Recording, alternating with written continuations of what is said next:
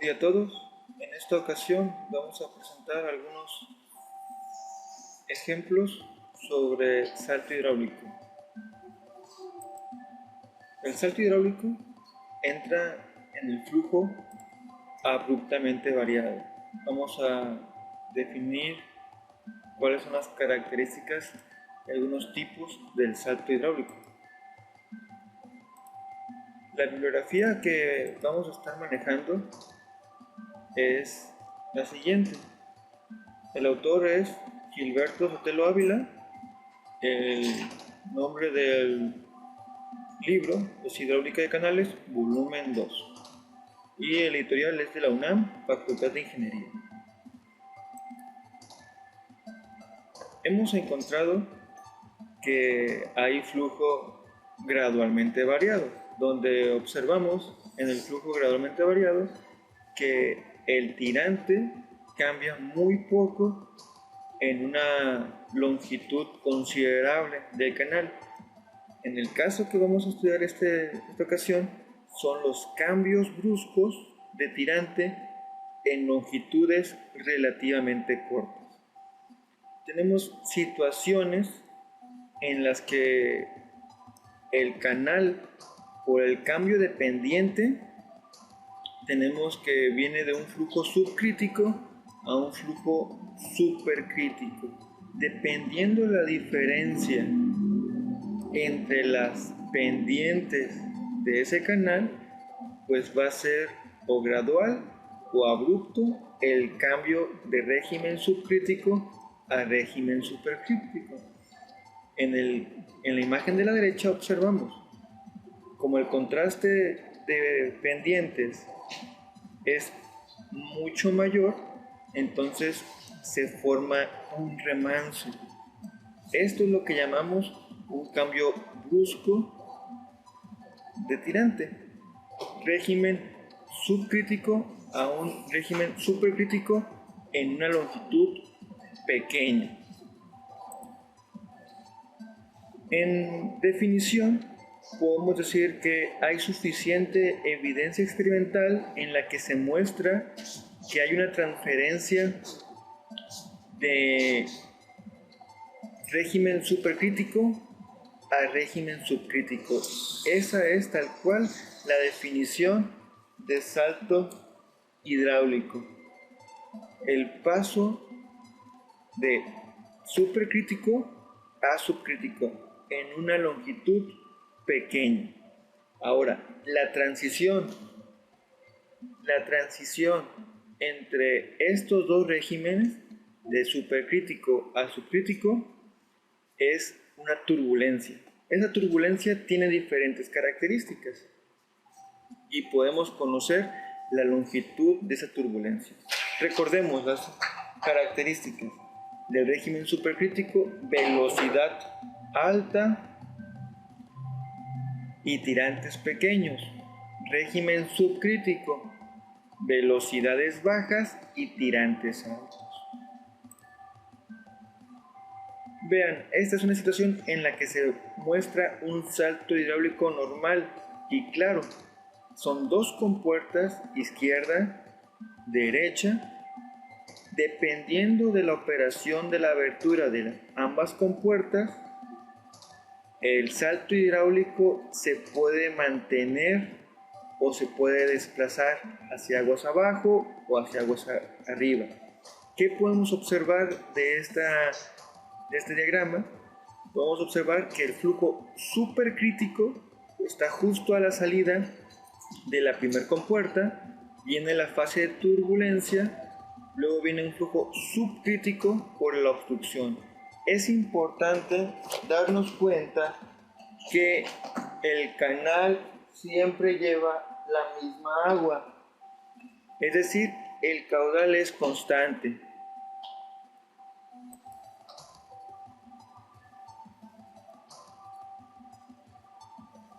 Observamos de nuevo, este es un diagrama muy típico para representar el salto hidráulico. Tenemos la velocidad 1, tirante 1, lo podemos conocer como tirantes conjugados, Y1, Y2. tirante conjugado menor, Y1, tirante conjugado mayor, Y2. Donde se mida Y1 es la velocidad 1, donde se mida Y2 es la velocidad 2. Para un flujo supercrítico, en un canal horizontal rectangular, la energía del flujo se disipa progresivamente a través de la resistencia causada por la fricción a lo largo de las paredes y del fondo del canal. El resultado de una disminución de velocidad y un aumento del tirante del flujo es lo que llamamos el salto hidráulico. El salto hidráulico se formará si el canal tiene un número de flow, como se explica en la siguiente expresión. Aquí tenemos los tirantes conjugados Y2 y Y1. Deben de mantener una relación para que el número de flow sea mayor que 1, definitivo, y tener diferentes tipos de salto. Normalmente nosotros conocemos Y1, entonces tenemos que despejar el tirante Y2 de esta expresión.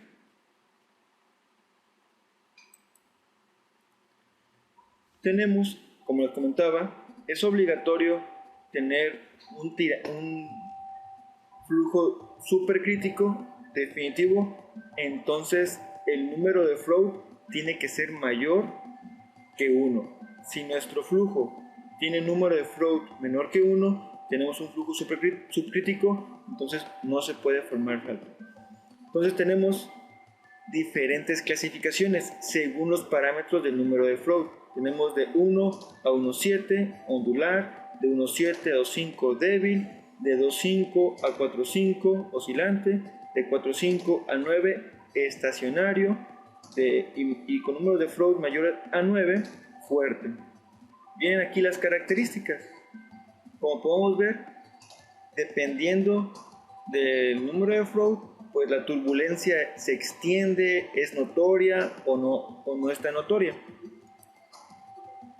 Aquí se enlistan las características de cada parámetro del número de flow. Como les decía, para el número de flow igual a 1, el flujo es crítico y aquí no se forma ningún salto.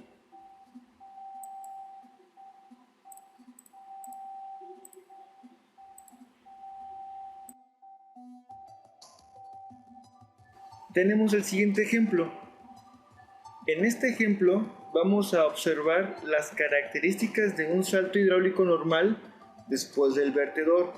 Salto hidráulico normal es en el que definimos los tirantes conjugados, la zona de turbulencia. Dice el ejercicio: un canal rectangular de 15 metros de ancho se inicia al pie de un cimacio de 4.27 metros de altura. Dicho cimacio tiene el mismo ancho que el canal y con una carga sobre la cresta de 2.43 metros. El caudal son 112.5 metros cúbicos. El canal está recubierto de mampostería de piedra con un coeficiente de Manning de 0.025 y su régimen en un flujo uniforme debe ser subcrítico. Determinar la pendiente necesaria en el canal para que el salto hidráulico principie justo al pie de la caída, así como la longitud L que deba revestirse. Entonces lo que queremos decir es lo siguiente. Estamos observando que aquí es una obra de demasías, un cimacio. Tenemos un reservorio, probablemente una presa, y por aquí sea la salida de esa agua. Entonces debemos de tener estos niveles: la altura del cimacio y la altura de agua sobre la presa. Tenemos también aquí la sección 1, donde queremos que quede el tirante conjugado menor, el Y1, que es la salida del cimacio. Por lo mismo, como el salto hidráulico disipa energía, si lleváramos un flujo supercrítico por todo el canal de mampostería, probablemente la velocidad generada por ese flujo supercrítico nos lleve a tener erosión en la zona de mampostería.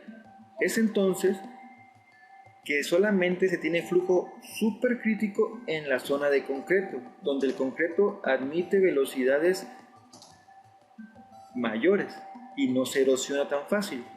¿Qué se refiere a la L mayúscula? La L mayúscula es la longitud de la cresta. Esta longitud de la cresta es la que sería la revestida de concreto, para que el canal, una vez que termine la cresta, ya sea de mampostería y no tenga problemas de erosión. Pues bueno, vamos a la solución. El tirante Y1 queda obligado por el gasto y la altura de caída. Dicho tirante debe ser conjugado menor del salto para que inicie dicha sección. Su conjugado mayor, Y2, debe ser el tirante normal en el canal si se quiere impedir que se mueva. En este esquema tenemos las expresiones que tienen la energía en diferentes secciones. En 0, que es el reservorio; en 1, que es donde queremos que quede el tirante menor; y en 2, donde queremos que se presente el tirante mayor. Ahora, vamos a darnos cuenta que la energía en un canal está regida por esta expresión. En la posición 0, la energía es Z0 más Y0 más la energía de velocidad al cuadrado sobre 2 veces la gravedad, que es igual al tirante 1 más la energía de velocidad más las pérdidas por fricción. Y aquí se explica. Tenemos en la sección 0 y en la sección 1 todas las energías que participan. Podemos expresar las energías con la letra E o con la letra H mayúscula. Las pérdidas por fricción van a estar dadas por HR, que es igual a un coeficiente K debido a un coeficiente de descarga de Simasio por la energía de velocidad. Y tenemos la fórmula del número de Flow. Comenzamos. Hay que sustituir los valores que ya conocemos. Tenemos que Z0 es la altura del Simasio, 4.27, Y0 es la altura por encima del Simasio, 2.43, y para calcular la energía de velocidad en 0 se hace el siguiente despeje. Ocupamos conocer el caudal unitario. El caudal unitario será el caudal entre el ancho. Una vez que calculamos caudal unitario, 7.5 metros cuadrados sobre segundo, podemos despejar la velocidad. En este caso, la velocidad en la sección 0 va a ser igual al caudal unitario entre Z0 más Y0. La velocidad en el reservorio, es decir, la velocidad con la que el agua se descarga hacia el Simasio, es de 1.119 metros sobre segundo. Normalmente son velocidades bajas. Ahora, la energía de velocidad será velocidad 0 al cuadrado entre 2 veces la gravedad. Entonces tenemos la energía 4.27 más 2.73 más 0.074, todo eso es H0, que se iguala con H1 o la energía en la sección 1. ¿Cómo podemos entonces encontrar la energía 1? Prácticamente tendríamos que escribir la energía de velocidad y las pérdidas por fricción en términos del tirante Y1. ¿Cómo lo podemos hacer eso? Pues bueno, sabemos que HR, las pérdidas por fricción, se pueden expresar como HR igual a K por la velocidad 1 al cuadrado entre 2 veces la gravedad. Si decimos que K va a quedar definido como 0.1 por ser descarga en Simasio, entonces se puede expresar como 0.1 de la energía de la velocidad. Ahora, Si conocemos que el caudal unitario es igual al caudal entre la plantilla, podemos escribir la velocidad 1 al cuadrado en términos de caudal unitario al cuadrado entre tirante al cuadrado. En este caso sería el tirante 1. Entonces, nos queda esta expresión. 6.764 debe ser igual a la energía del tirante 1 más la energía de velocidad más las pérdidas por fricción. Entonces, se agrupan, se llega a esta expresión. Entonces, en esta diapositiva podemos darnos cuenta que si despejamos de la expresión de energía el tirante 1, nos queda una cúbica. Una vez que la resolvemos, pues tenemos tres posibles soluciones para esa ecuación. Tenemos que definir cuál es la correcta, para lo cual vamos a tomar de ayuda la fórmula de tirante crítico. Si conocemos el tirante crítico, podemos decir que el tirante crítico es 1.79 para este ejemplo. Y nosotros estamos en el conocimiento de que el flujo a la salida del cimacio es un flujo supercrítico. Entonces, el tirante 1 tiene que ser menor que el tirante crítico. Entonces, de las tres posibilidades, eliminamos las 6.69 y la negativa, menos 0.65. Y queda definido el tirante 1 como 0.722. Ya que conocemos el tirante 1, podemos conocer la energía 1 o en la posición 1. Sería el tirante 1 más la energía de velocidad, que es a 6.21 metros. Después tenemos que conocer cuál es el número de float y clasificar el tipo de salto. En este caso es 3.9, es un salto oscilante.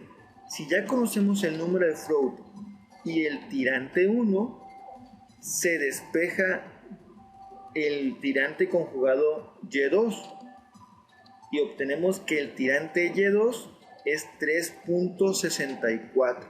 Entonces ya tenemos definido tirante 1 y tirante 2. Si el tirante 2 es 3.64, aplico la fórmula de velocidad es igual a caudal unitario entre tirante 2 y podemos decir que la velocidad es 2.06. Calculamos la energía E2 y podemos darnos cuenta la pérdida de energía de la posición Y1 a la posición E2. La diferencia entre estas dos es 2.35.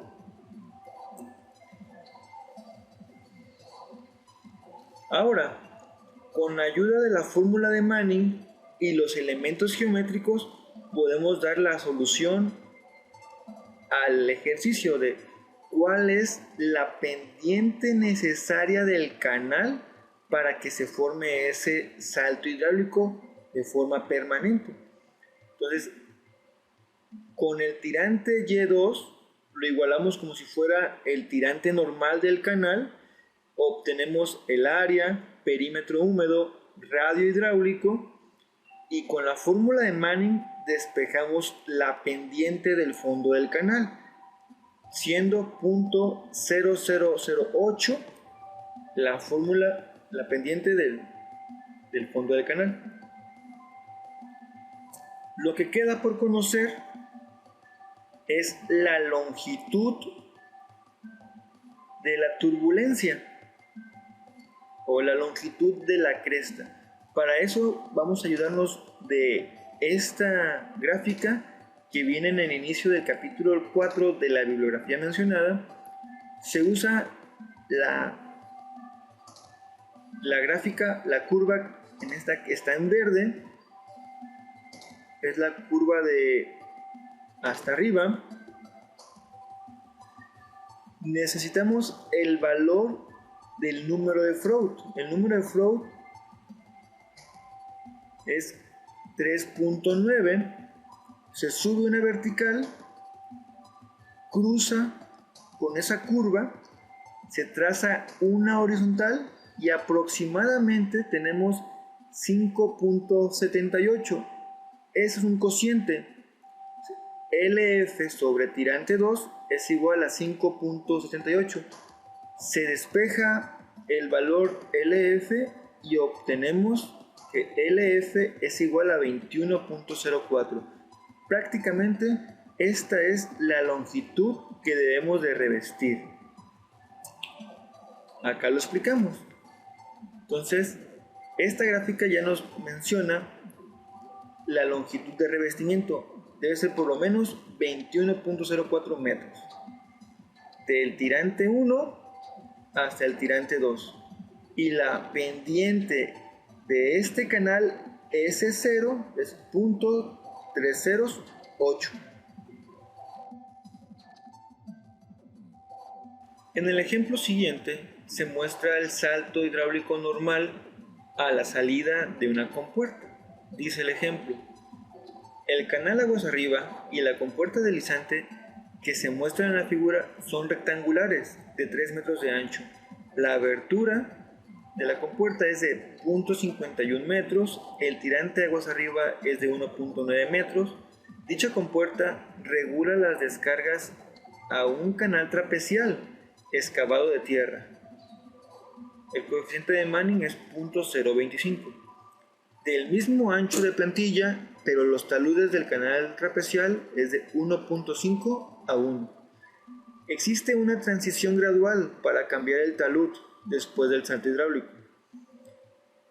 Dice: calcular la pendiente necesaria en el canal de manera que haya flujo uniforme subcrítico y descarga libre de la compuerta, así como la longitud L, que debe ser el tramo revestido para alojar el resalto e impedir la erosión del canal aguas abajo.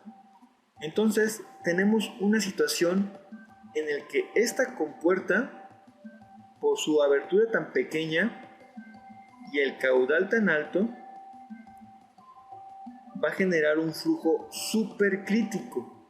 Entonces ese flujo supercrítico tiene que ser, digamos, cubierto en una longitud revestida de concreto para evitar la erosión del canal trapecial de tierra. Ahora, este canal va a pasar de una sección rectangular a una sección trapecial. Esa transición no nos dice cuánto longitud es, tampoco nos pide que la calculemos, solamente nos dice que es una transición gradual. Vamos a empezar a resolverla. Es importante observar que la abertura de la compuerta dice 0.51, y si ustedes recuerdan sus fórmulas de compuertas, hay una contracción, luego viene tirante Y1, luego viene aquí longitud de contracción, luego aquí viene longitud de cresta, aquí es una LF.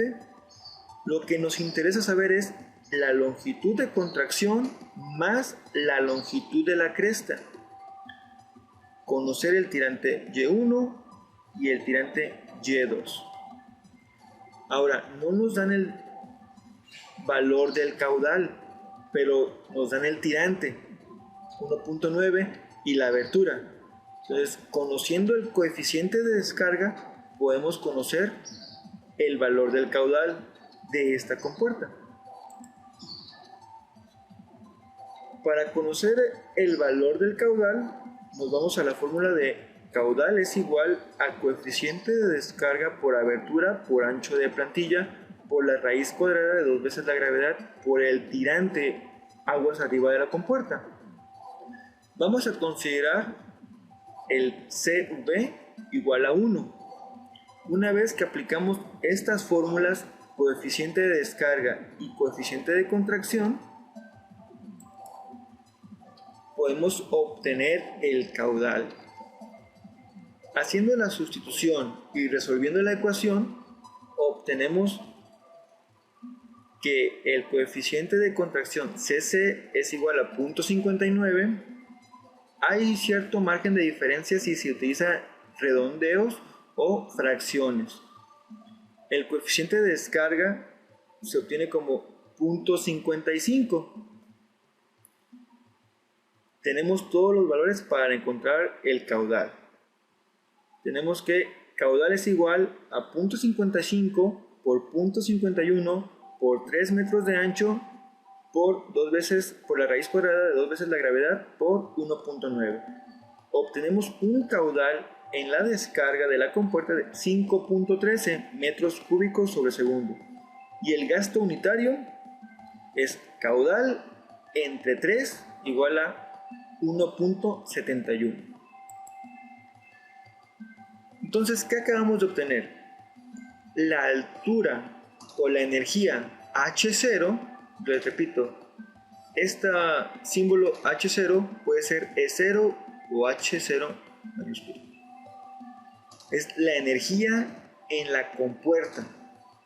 Si ya tenemos el caudal unitario entre el tirante y E0, obtenemos que la velocidad con la que se descarga la compuerta es 0.9 y la energía antes de la compuerta es de 1.941 metros.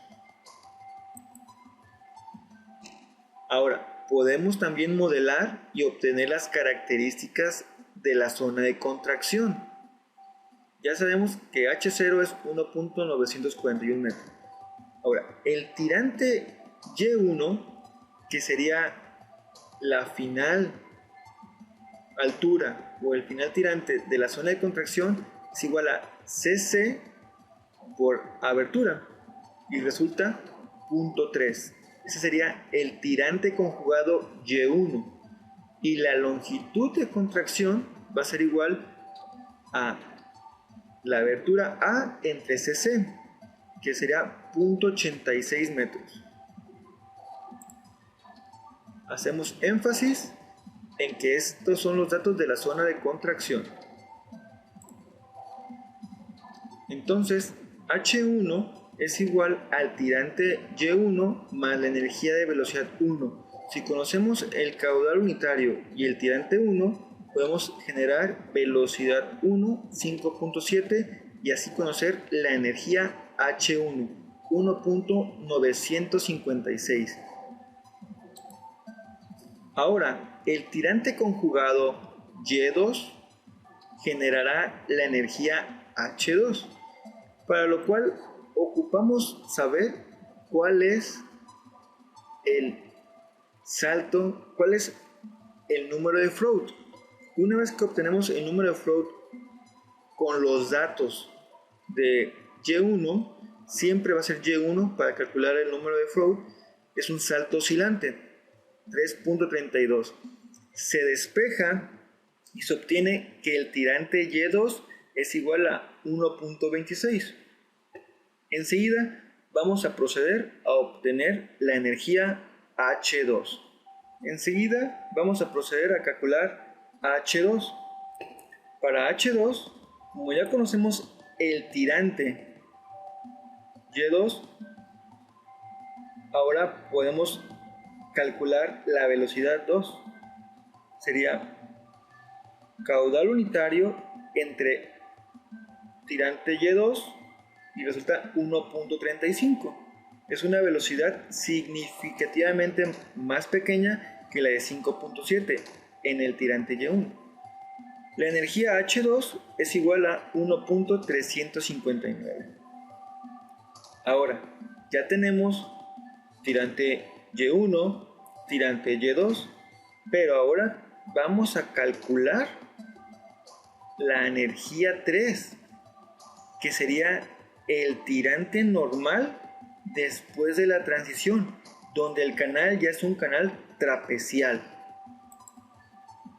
Entonces, vamos a igualar H2 y H3, de tal forma que sea la misma energía y despreciando las pérdidas por fricción durante la transición, porque como no nos dicen qué tan largo es, pues puede ser una transición gradual pero corta, entonces puede tener unas pérdidas por fricción muy pequeñas. Entonces, se igualan H2 a H3 y viene esta expresión. Entonces, la energía H3 es igual a 1.359, igual al tirante normal más la velocidad normal al cuadrado entre 2 veces la gravedad. Entonces, ya tenemos que resolver un canal trapezial con 3 metros de plantilla y taludes de 1.5 a 1. El tirante después de la transición es tirante YN y es diferente a Y2. Aunque igualamos las energías, los tirantes no son iguales. Si se desprecian las pérdidas por fricción en la transición, el tirante que satisface la ecuación de energía H3, después de hacer muchos tanteos, resulta ser 1.329. ¿Cómo fue solucionado? Pues bueno, nos ayudamos con una hoja de Excel para facilitar los tanteos. Lo que se obtiene es cuál combinación de tirante me genera una energía igual a H3. Entonces, yo estoy haciendo tanteos con los datos fijos de talud, de ancho de plantilla, y lo que estoy variando es el tirante YN. Bueno, aquí aparece como D, pero es tirante normal. Entonces, como estoy haciendo tanteos del tirante, me va a arrojar un espejo de agua, una hipotenusa de la sección húmeda, área, perímetro húmedo, radio hidráulico. Aquí calculé la velocidad con la ecuación de la continuidad, porque no conozco la pendiente, y entonces calculo la energía con esta fórmula, de tal forma que quiero resolver cuál tirante normal genera esta energía de 1.359 y resulta ser que es 1.329 el tirante. Ya que conozco el tirante y las propiedades geométricas del canal, de la ecuación de Manning me doy cuenta, despejo la pendiente del fondo del canal, 0.00046. Entonces, una vez que calculamos la pendiente del fondo del canal, lo que necesitamos es conocer la longitud de la cresta. Usando de nuevo esta gráfica, ubicamos el número de Freud aproximadamente 3.3, subimos una vertical, cruzamos con la línea curva superior, trazamos una horizontal, la línea azul, y podemos encontrar que el cociente LF sobre Y2 es igual a 5.45. Se multiplica o se despeja LF y nos da una longitud de 6.9. Pero para conocer la longitud de revestimiento es LF más la longitud de contracción. Entonces la longitud de revestimiento debe ser por lo menos 7.76 metros. La pendiente del fondo del canal, 0.304. Y ya tenemos definido nuestro ejemplo.